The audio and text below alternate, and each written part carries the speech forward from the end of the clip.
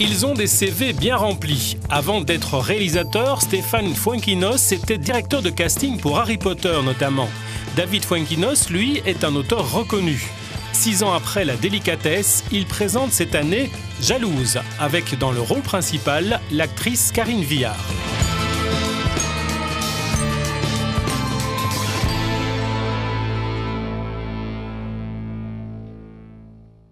Bonsoir à toutes et à tous et bienvenue dans Chant contre Chant. Ce soir, nous recevons Stéphane et David Fuenquinos. Bonsoir.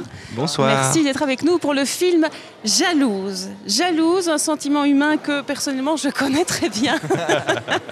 Sentiment humain normal d'après vous ou pas? Très humain. Très humain. Le plus humain sans doute.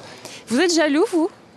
Moi, si je suis jaloux, je pense que je le suis, mais par période. Mais j'ai décidé de, franchement, ne plus l'être. Ça a pris du temps. De lâcher prise. Ah, il faut. Vous êtes jaloux, vous? La jalousie, c'est connoté de manière très négative. Et c'est vrai que dans le film, on parle aussi de l'envie. Donc parfois, c'est pas de la jalousie, mais on peut envier une situation ou un moment que quelqu'un d'autre peut vivre. Voilà. Et pas un peu. Mais ça paraît assez naturel, ouais. Ouais, c'est donc l'histoire de Nathalie Pêcheux, Karine Viard, donc, qui est professeure de lettres, brillante, très belle femme de la cinquantaine. Elle est divorcée et puis quasiment du jour au lendemain, elle passe de la maman totalement aimante à une maman totalement jalouse, envieuse. Sa première cible, c'est effectivement sa ravissante fille de 18 ans qui est, soit dit en passant, effectivement, il y a de quoi être jalouse. Mathilde, donc, qui est danseuse classique. Et puis, progressivement, elle devient un peu jalouse de toutes les personnes qu'elle rencontre. Alors, finalement, la jalousie, est-ce que c'est un sujet tabou ? Est-ce que c'était un sujet peut-être compliqué à amener au cinéma? Surtout jalouser son enfant, on n'en parle pas facilement de cela. Oui, c'est surtout ça. Et effectivement, c'est la jalousie par rapport à un enfant. On s'est rendu compte que c'était un sujet très peu traité, voire quasiment jamais. Et ça nous excitait parce que c'est vrai qu'à la fois, ça provoque un malaise et en même temps, nous, on avait aussi envie de le traiter sous la forme de comédie, parce que ça peut pousser à des réactions malveillantes, à des comportements qui sont vraiment un peu extrêmes. Donc c'était aussi assez excitant comme sujet. Et Karine Viard, elle était toute trouvée pour ça, parce qu'elle a cette puissance comique. On n'arrive pas vraiment à lui en vouloir, en fait. C'est exactement ça. La chance qu'on a eue, c'est un film qui est, on peut le dire, pensé, rêvé, écrit pour elle, et qu'elle se soit enthousiasmée tout de suite, ça nous a vraiment encouragés. Elle nous a même poussé à aller plus loin parfois. Dans les répliques Oui, enfin même dans le comportement. Elle, c'est une actrice totale, donc elle savait qu'il fallait qu'elle embrasse son personnage absolument, et qu'il n'y a que comme ça qu'on pouvait le croire et puis s'identifier sans doute. Mais effectivement, elle est la seule sans doute à qui on peut tout pardonner. C'est parce que c'est Karine qu'elle peut aller très loin, et ça c'était une chance. Alors, comment vous sentez-vous? Je comprends pas ce que j'ai. Tout le monde m'a dit à quel point ma fille était belle et merveilleuse. C'est fou comme elle danse bien. Les autres n'étaient pas terribles, hein, remarque. J'ai des sautes d'humeur. Au travail, il y a une espèce de petite conne arriviste. Elle en fait des tonnes. Ça me rend dingue, tout le monde est baba devant elle parce qu'elle vient de l'édition. Qu'est-ce qu'on en a à foutre de l'édition, franchement? Tu n'as pas à commenter mes décisions. Elle est toujours comme ça? J'ai l'impression que le monde m'est devenu hostile. Tout le monde est dupe. Pardon de vous couper, Madame Pécheux. Je suis généraliste. Oui, d'accord, mais bon, on se connaît depuis un petit moment, donc on peut quand même un petit peu se parler, non? Vous êtes mariée? Je l'ai été, mais j'ai divorcé. Je peux pas m'empêcher d'être agacée par sa nouvelle vie. Il est venu avec elle. Bah, c'est sa femme. On part bientôt aux Maldives. Ah! Moi, tu m'emmenais à Dijon, chez tes parents. C'est dégueulasse. Bon, c'est la première fois que je vois Mathilde comme ça. Hein. Félix par-ci, Félix par-là. Et moi, rien. Elle papillonne tellement d'habitude. Elle a eu beaucoup de copains? J'en sais rien, j'ai pas compté, hein. C'est pas trop genre d'être aussi désagréable. C'est parfois, il faut préserver ses amis. J'agis par impulsion et après je regrette. Ça y est, t'as fini? Même si tu veux plus me voir, tu peux pas m'empêcher de t'aimer et de te défendre.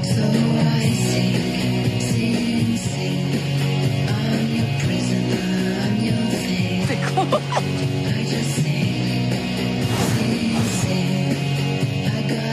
Tu peux pas comprendre, toi, tout va bien. En plus, ta fille, elle est moche. Alors, c'est marrant parce que quand j'ai regardé ce film en vision de presse, je me disais, tiens, c'est des questions que moi-même, en tant que maman, je me pose. J'ai la chance, la grande chance d'avoir un petit garçon. Mais je me disais, voilà, si j'avais eu une fille, est-ce que ça aurait été compliqué pour moi de la voir grandir dans cette belle jeunesse évanescente, gracieuse, un peu comme la danseuse. Et c'est vrai, j'imagine que ce sont des vraies questions que les mamans se posent et qu'elles sont confrontées à ça. Vous avez peut-être un peu cherché à savoir?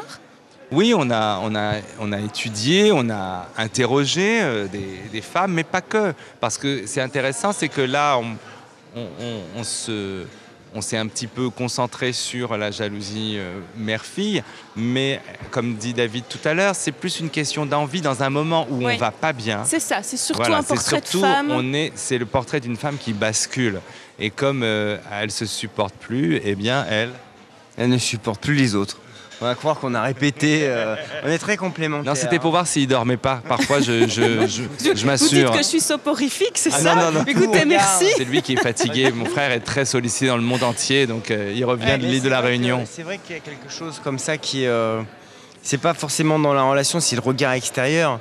Subitement, elle va pas développer spontanément cette jalousie-là, mais quand tout le monde s'intéresse à sa fille, la regarde, elle a 18 ans, elle est sublime. Et d'un coup, elle voit que l'attention, finalement, se porte davantage sur son enfant. Je pense que c'est un moment qui est un peu compliqué. Et puis, c'est la logique de la vie. Au moment où cette jeune fille commence à s'épanouir, elle a en plus un copain qui est plutôt beau gosse. Ils ont l'air heureux. Et elle est dans une impasse dans sa vie personnelle.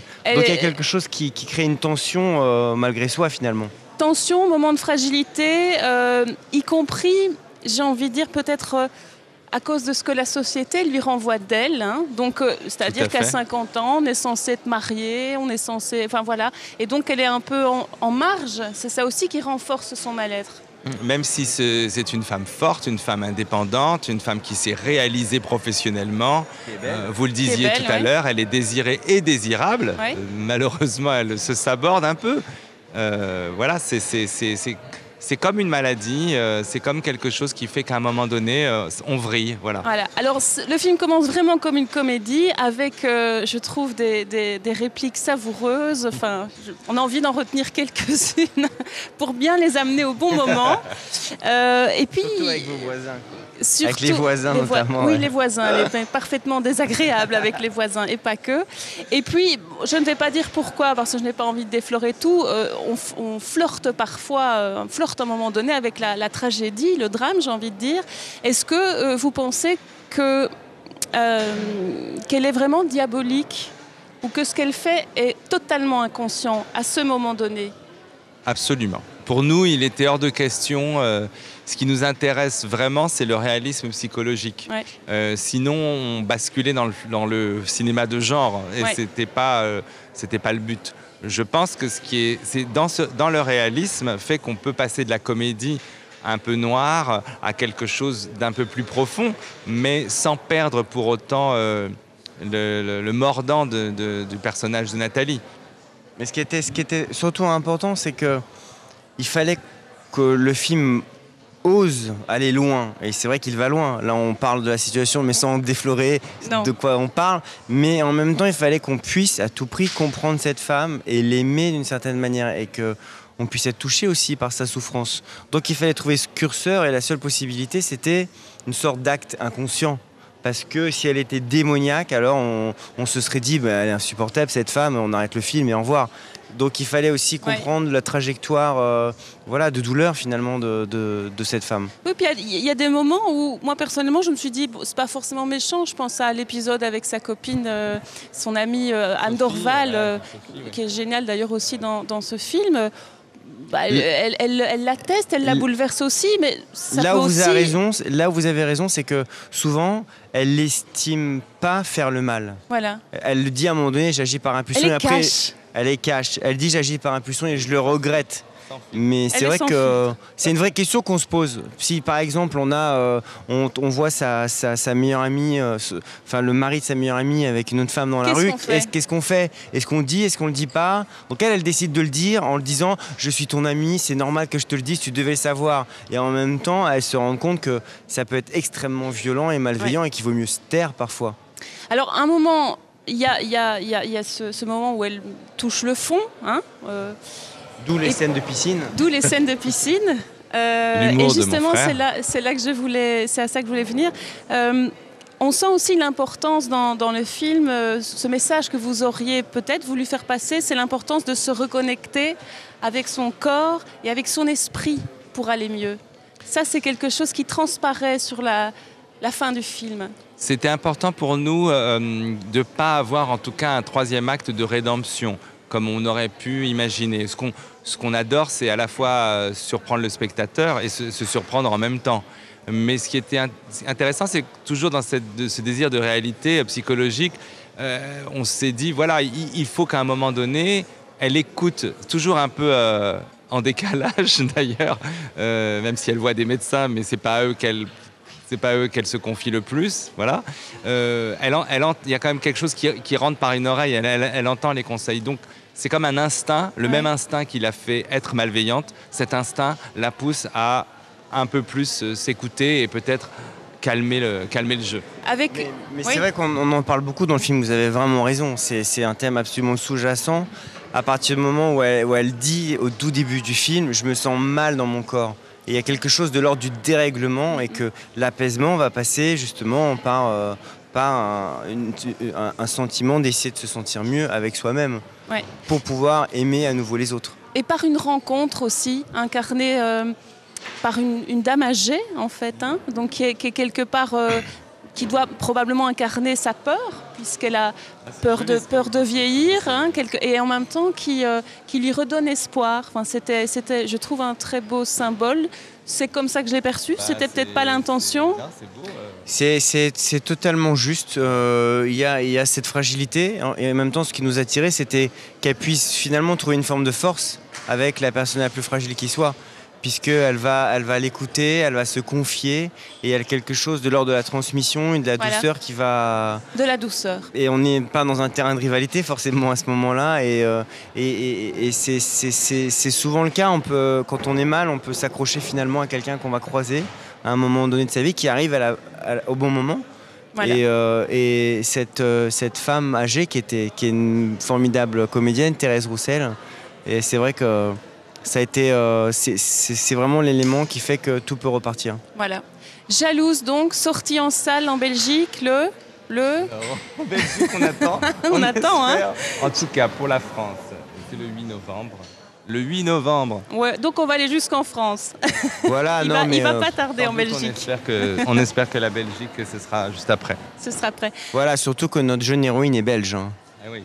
La jeune danseuse Dara Tombrov. Magnifique. Voilà, merci beaucoup d'être venu ce soir. Bonne continuation. Merci pour vos analyses. Merci à vous de nous avoir suivis. À bientôt.